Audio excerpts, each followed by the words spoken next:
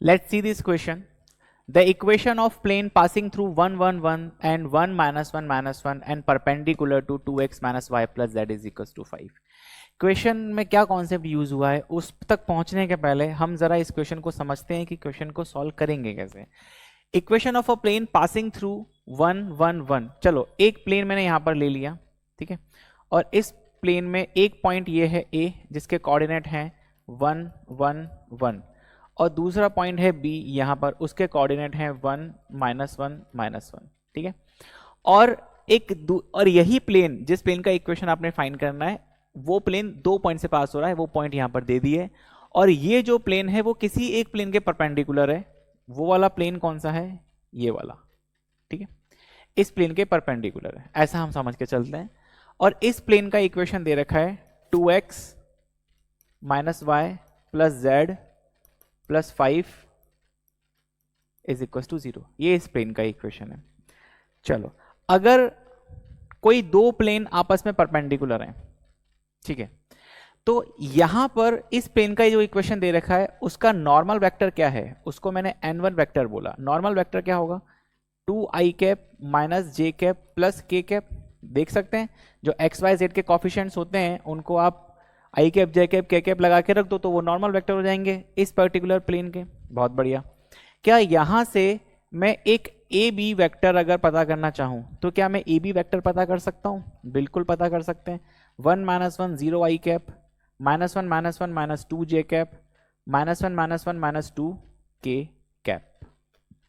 ठीक है, और इस ए बी वैक्टर को मैंने नाम दे दिया n2 वैक्टर. तो n2 वैक्टर क्या हो गया? 2 0 आई cap -2 j cap -2 k cap. अब बच्चों ध्यान से समझना, अगर ये वेक्टर जो है इस प्लेन के परपेंडिकुलर है, ये जो नॉर्मल वेक्टर है इसके परपेंडिकुलर है, एक ए बी है जो इस पर्टिकुलर प्लेन पे लाई कर रहा है, मतलब एक प्लेन इस तरीके से, एक प्लेन इस तरीके से, इस प्लेन का परपेंडिकुलर वेक्टर इधर की तरफ और एक वेक्टर है जो इस लाइन पे लाई कर रहा है. अगर मैं इन दोनों वेक्टर का क्रॉस प्रोडक्ट निकालूं, ए बी वेक्टर जो कि प्लेन 1 पे लाई कर रहा है जिसका मुझे इक्वेशन निकालना है, एक दूसरा प्लेन जो कि इस गिवन प्लेन के परपेंडिकुलर है, इस जो परपेंडिकुलर प्लेन है इसका नॉर्मल दे रखा है, ये जो प्लेन ए बी है, ए बी वेक्टर मेरे पास है, अगर इस नॉर्मल वेक्टर और ए बी वेक्टर का मैं क्रॉस प्रोडक्ट लूं तो मुझे एक तीसरा वेक्टर मिलेगा जो कि a b as well as n1 दोनों के परपेंडिकुलर होगा. जाहिर सी बात है जो रिजल्टेंट आएगा वो a b as well as this plane दोनों के परपेंडिकुलर होगा. हमें ये पता होना चाहिए कि जो जो दोनों वेक्टर के परपेंडिकुलर आ रहा है तो वो इस प्लेन के भी तो परपेंडिकुलर होगा. हमें इस प्लेन का इक्वेशन निकालने के लिए एक पॉइंट चाहिए जिससे प्लेन पास कर रहा है. हमारे पास दो पॉइंट है, हम कोई भी एक पॉइंट यूज कर लेंगे, लेकिन साथ ही साथ हमें एक नॉर्मल वेक्टर भी चाहिए. तो ए क्रॉस बी से एक नॉर्मल वेक्टर मिलेगा जो इसके परपेंडिकुलर होगा. तो हमारे पास अब नेक्स्ट टास्क जो है वो है n वेक्टर निकालना. वो n वेक्टर निकलेगा n1 vector cross n2 vector. तो इसका मतलब हम यहां पर एक सिंपल सा यूज लिख देते हैं कि equation of plane in normal form is vector a dot vector n is equal to d. n1 cross n2,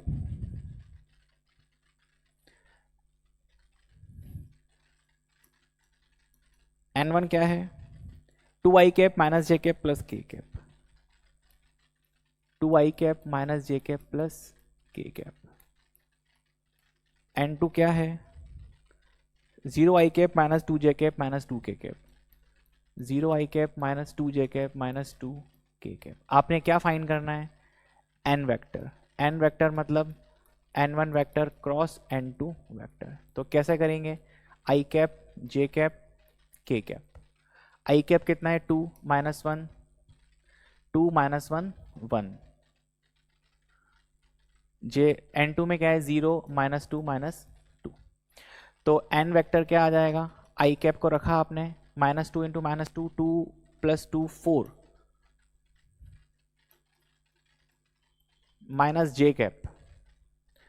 -4 -0 plus k cap -4, तो n वेक्टर क्या आया 4i cap -4j cap -4k cap. तो एक plane जिसका normal vector हमें मिल चुका है वो है 4i cap -4j cap -4k cap.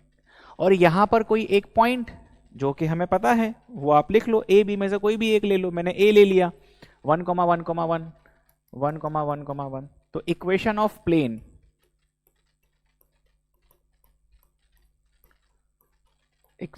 Plane P क्या हो जाएगा x-1 i cap plus y-1 j cap plus z-1 k cap.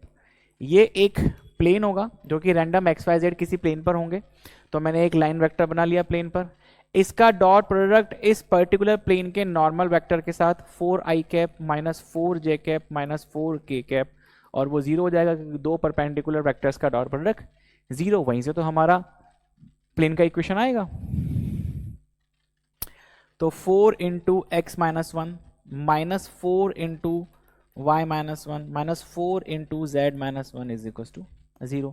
मैंने 4 कॉमन ले लिया तो क्या बचा x -1 -y +1 -z+1 is equal to 0। 1 से -1 cancel, x -y -z+1 is equal to 0। ये मेरा फाइनल प्लेन का इक्वेशन। क्या ऐसा कोई ऑप्शन है x -y -z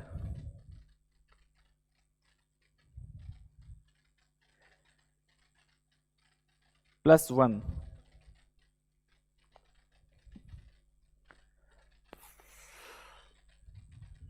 4i -4j -4k 2 -1, एक बार फटाफट से चेक कर लेते हैं कहीं कोई गलती तो नहीं हुई है।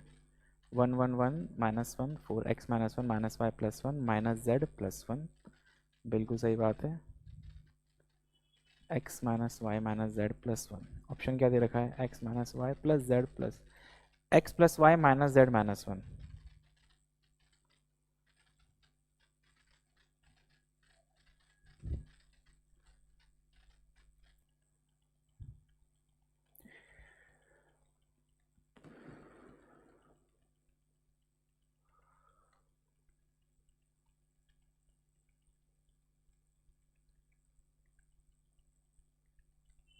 यहां पर +4j,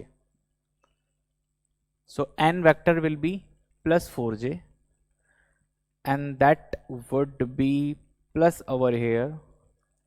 तो अगर ये प्लस होगा तो यहां पर प्लस होगा, तो यहां प्लस होगा, तो ये प्लस y -1 होगा, तो x + y - z -1 इस तरीके से x + y - z -1। क्या ऐसा ऑप्शन है x + y - z -1? Option B.